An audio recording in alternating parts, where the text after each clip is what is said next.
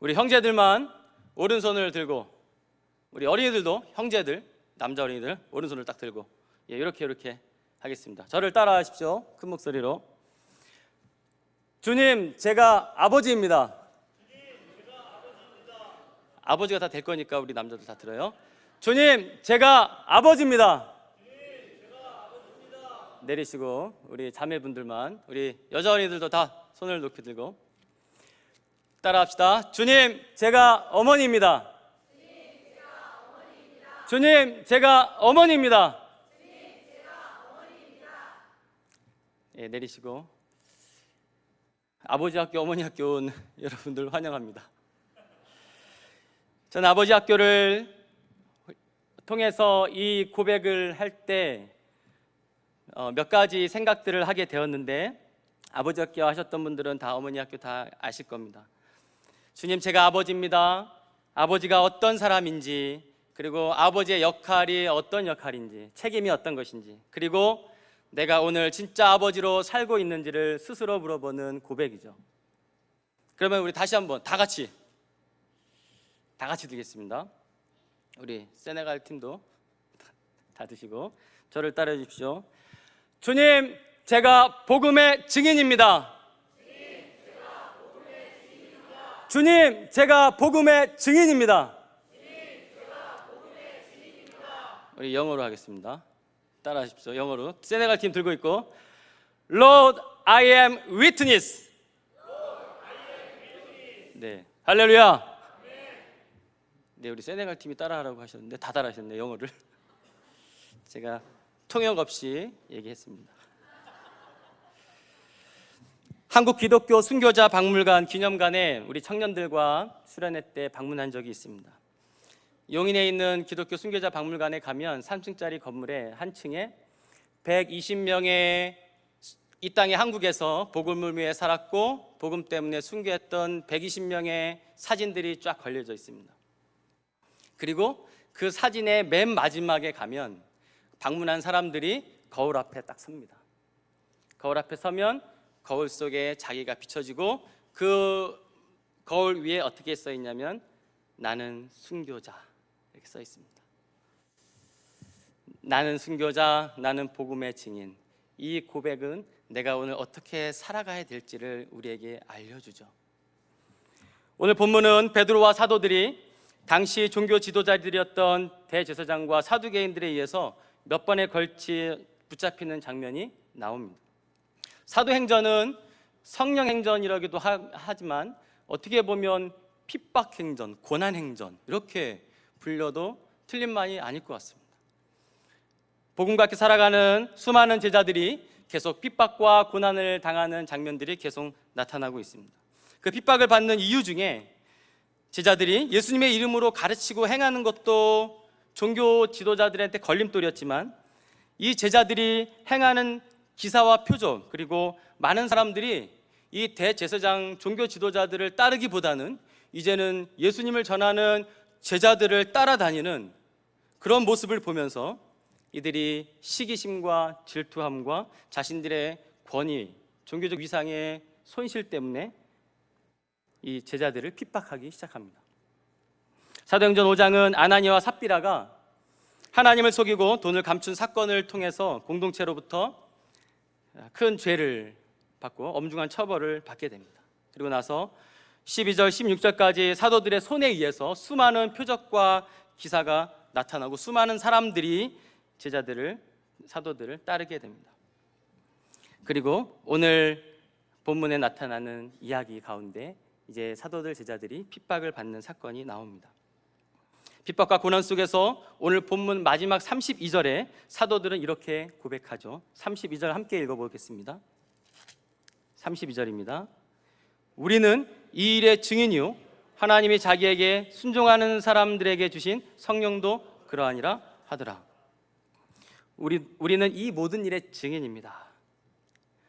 여기서 모든 일이란 사도들이 이전에 경험했던 일뿐만 아니라 그 앞절에 나왔던 29절에 31절에 나온 사도들이 말한 내용을 이야기하고 있습니다. 그래서 사도들이 말한 말씀에 대한 증인, 그렇게 우리가 이해할 수 있습니다. 증인인 사도들, 증인된 사도들에게 과연 오늘 본문에서 어떤 일이 사도들에게 일어났고, 그리고 증인된 사도들이 어떤 내용들을 고백했는지를 우리가 살펴보고자 합니다. 여러분, 증인이라는 단어 많이 잘 아시죠? 법적인 용어입니다. 증인은 자기가 직접 보고 들은 바를 확언하고 증언하는 법적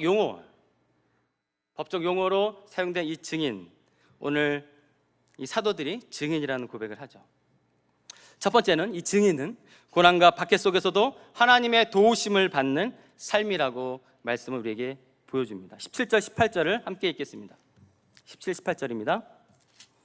대제사장과 그와 함께 있는 사람, 즉 사두개인의 당파가 다 마음에 시기가 가득하여 일어나서 사도들을 잡아다가 옥에 가두었더니, 대제사장과 사두개의 사람들에 이어서 사도들이 옥에 갇히게 되죠. 두 번째 갇히는 장면입니다. 첫 번째 사건은 나면서부터 안진뱅이였던 자들을 고친 이후에 이 대제사장들이 이 사도들 제자들을 한번 붙잡습니다. 그리고 두 번째 또 붙잡히는 장면이 오늘 나오는 것이죠. 사도들이 표적과 기적을 많이 나타내는 상황 가운데 이들을 붙잡습니다. 17절에 보면 그 다 마음에 시기가 가득했다, 이렇게 얘기하죠. 그러니까 종교 지도자들이 볼 때 시기심이 너무 생긴 거예요. 그냥 놔둘 수 없는 시기심으로 가득해서 이들을 옥에 가둡니다. 그러니까 예수님을 전하고 복음을 전하는 이 제자들, 사도들을 볼 때 그때 주변에 있는 수많은 사람들이 마음속에 시기심이 생기는 거죠. 여러분, 왜 시기심이 생길까요? 물론 이 대제사장과 종교 지도자들의 어떤 종교적 권위를 위협하는 모습도 있었습니다. 하나님의 사랑을 전하고, 그리고 세상 사람들에서 볼 수 없는 봉사와 섬김의 삶을 실제로 살아가는 그들을 보면서 수많은 사람들이 무리를 지어 그를 따릅니다. 그리고 예수의 복음을 듣게 되는 것이죠. 거기에 시기심이 가득하게 생깁니다. 그러면서 도저히 그냥 놔둘 수 없는 그들을 잡게 되는 것이죠. 그리고 옥에 가두고 고난과 핍박을 주게 됩니다. 여러분, 증인으로, 예수님의 증인, 복음의 증인으로 살아가지 않는다면 그런 자에게는 특별한 핍박과 고난이 없습니다. 그냥 누구나 모든 세상 사람들이 살아가는 것처럼 행동하고 사고하고 생각하면 아무런 핍박과 고난이 오지 않을 수 있습니다. 그러나 진정한 증인으로 살아간다면 복음 때문에 오는 핍박이 따라오는 것이죠. 거짓 없이 정직하게 살아야 하고, 오늘도 용서하고 내일도 용서하고, 또 사랑할 수 없지만 사랑해야 하는, 그리고 복음을 전해야 되는 예수님의 사랑을 전하는 증인, 핍박과 고난이 따를 수 있습니다. 우리 선교사님들의 삶이 그 좋은 본이 아니겠습니까? 사랑할 수 없는 자들을 사랑하고, 용서할 수 없는 자들을 용서하며, 그 복음의 사랑 안에 인내하고 예수님을 전하는 삶, 그것이 증인이죠. 거기에는 핍박이 옵니다. 때로는 손해도 없죠. 그러나 여러분, 이 핍박과 고난 속에서 살아가는 증인의 삶에는 늘 하나님의 도우심이 함께합니다. 할렐루야. 그냥 핍박과 고난 속에서 그냥 내버려 두는 것이 아니고, 하나님의 그때그때 필요한 도움의 손길을 하나님이 손을 우리에게 펼쳐주는 것이죠. 오늘 말씀에 보면 한밤중에 갇힌 이 사도들에게 한밤중에 주의 사자가 나타납니다. 그리고 감옥의 문을 활짝 열어주고 이렇게 얘기합니다. 가서 성전에 가서 이 생명의 말씀을 다 백성들에게 말하라. 기적 같은 일이 일어난 것이죠. 이 말을 들은 사도들이 새벽에 성전에 가서 또 가르칩니다. 핍박과 고난을 받았음에도 불구하고 주의 사자를 통해서 풀려난 이들이 또 말씀을 전하러 다니는 그런 제자들의 모습. 여러분, 베드로가 감옥에 갇혔을 때의 사건을 또 우리는 떠올리게 됩니다. 사도행전 12장에 보면 감옥에 갇혔던 베드로에게, 잠자고 있는 베드로에게 주의 사자가 나타나서 베드로의 옆구리를 쿡 찌릅니다. 그리고 감옥에서 베드로를 건져냅니다. 그리고 복음을 전하게 하죠. 사도 바울이 빌립보에 갇혀 있을 때 하나님은 감옥 속에서 기도와 찬양하는 이 바울의 찬양 앞에 큰 지진을 나타내서 문을 열게 하고 또 바울을 끄집어내서 복음을 전하게 합니다.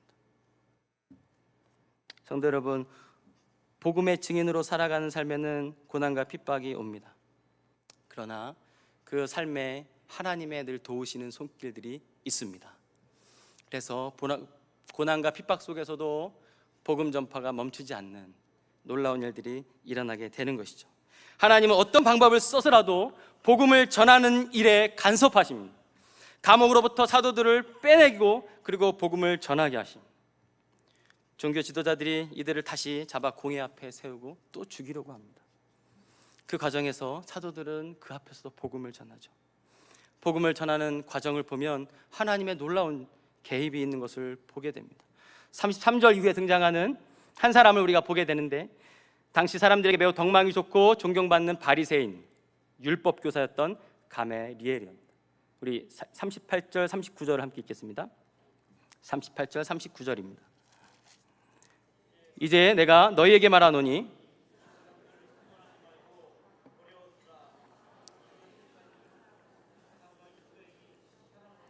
났으며 무너질 것이요 만일 하나님으로부터 났으면 너희가 그들을 무너뜨릴 수 없겠고 도리어 하나님을 대적하는 자가 될까 하노라 하니.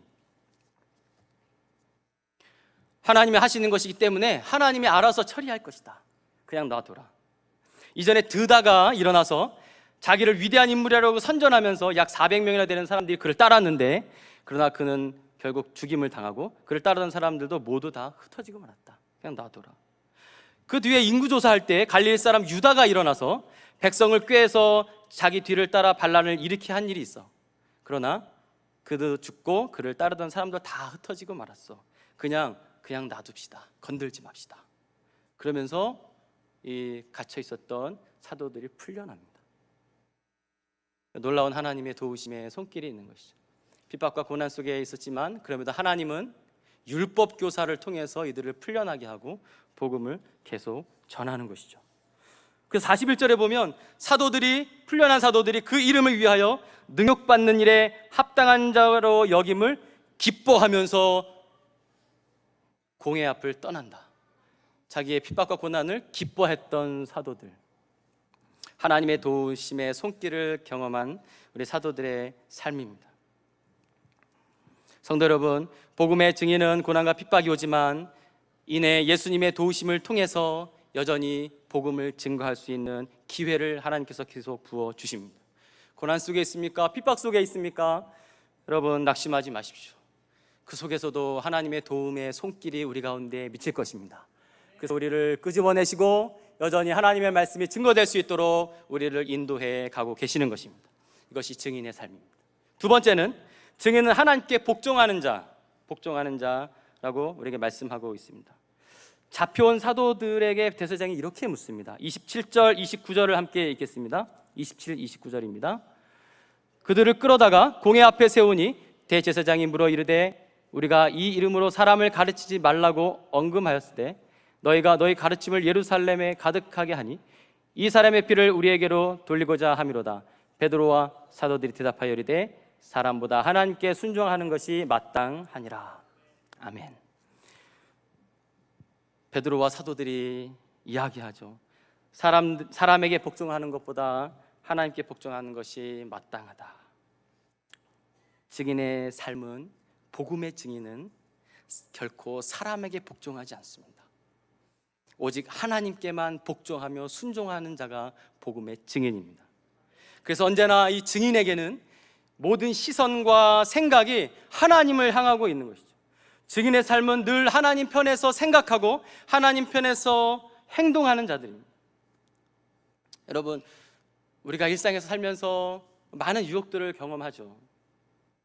사람의 말에 복종할 것을 많이 요구당합니다. 저도 살아가면서 많은 이야기들을 듣습니다. 좀 편법을 쓰면 더 많은 돈을 벌 수 있어. 제가 며칠 전에도 그런 유혹을 받았어요. 분명히 이것은 편법이고 죄라는 것을 이야기해 줬습니다, 저한테. 그러나 이렇게 하면 30만 원 벌 수 있습니다. 이렇게 얘기하는 거예요. 그 얘기를 딱 듣는데 이게 혹해요. 30만 원을 그냥 벌 수 있는 거예요. 아내랑 같이 그 얘기를 들었는데 그 얘기를 그냥 듣고 있었습니다. 근데 제 아내가 옆구리를 쿡 찔렀어요. 사람의 말은 늘 우리를 유혹합니다.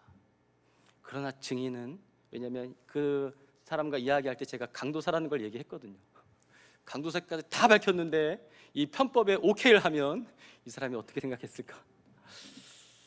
저는 거절을 하고 하나님 편에 생각해서 하나님 편에 순종하는 그런 선택을 했습니다. 그건 얼마나 마음이 편한지 모릅니다. 성도 여러분, 복음의 증인의 삶은 하나님 편에 서는 것입니다. 어떤 좋은 말, 많은 사람들의 이야기도 우리는 그 이야기에 넘어갈 수 없는 하나님께 복종하는, 하나님께 순종하는 삶이 증인, 저와 여러분의 삶입니다. 사도행전 4장 19절에 베드로와 요한이 자신들을 잡아온 공의 앞에서 이렇게 말합니다. 하나님의 말씀을 듣는 것보다 당신들의 말을 듣는 것이 하나님 보시기에 옳은 일인가를 판단해 보십시오. 이 얘기는 뭐예요? 우리는 당신의 말을 듣는 것보다 하나님의 말씀을 듣는 것이 옳다. 그 위협과 핍박과 고난 앞에서도 하나님 말씀을 듣는 것을 당당하게 외쳤던 베드로와 요한이었습니다.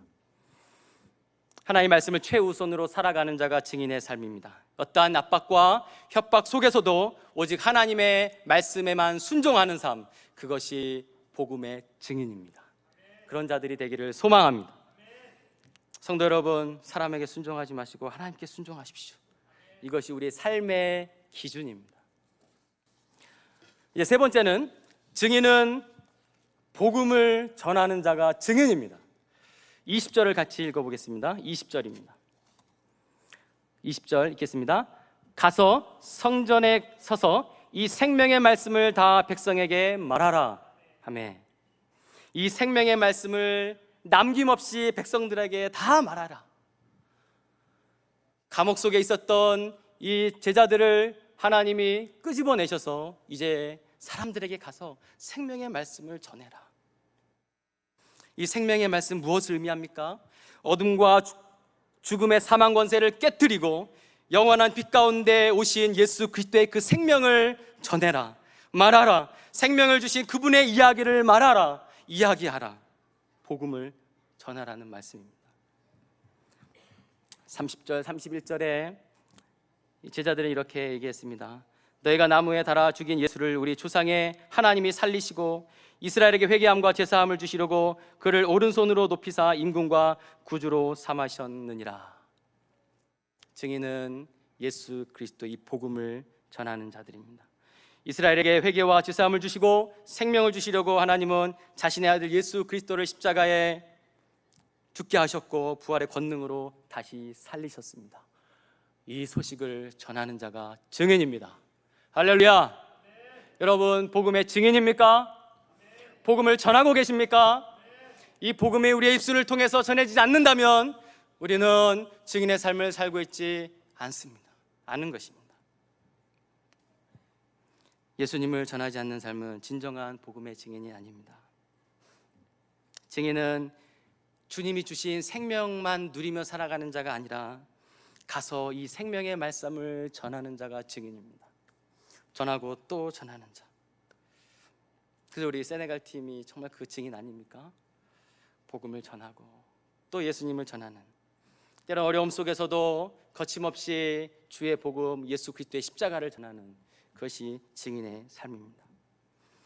네 번째, 마지막은 이 모든 복음의 증인, 이 생명의 말씀을 증거하는 이 일의 최고의 증인, 바로 성령님이라고 분명히 우리에게 말씀해 주고 있는데요. 32절을 같이 읽겠습니다. 32절입니다. 믿는